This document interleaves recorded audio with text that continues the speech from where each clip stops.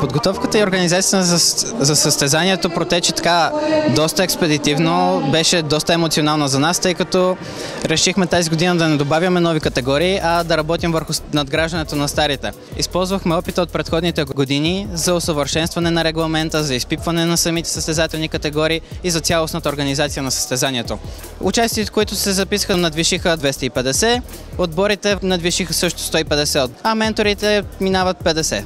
Тази година имаме отбор от Молдова, които свързаха се с нас, попитаха ни дали могат да участват и днес те успешно се явиха на състезанието. Мога да отбележа, че имаме голямо повишаване на участниците в категория иновативни решения. Категорията не е строго специализирана какви проекти трябва да се включат в нея. Тя е на напълно свободна тематика. Там са проекти, които участниците разработват в хардуерно и софтуерно направление и решават проблеми от реалния свят.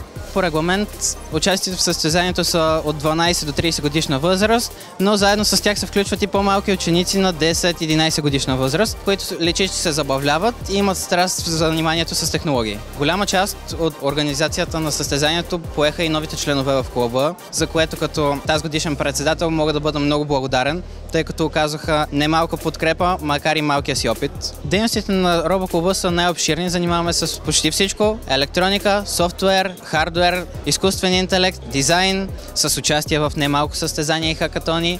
Клуба ежегодно организира прием. Всички са добре дошли, важното е да имат мотивация и желание да се занимават и да се развиват.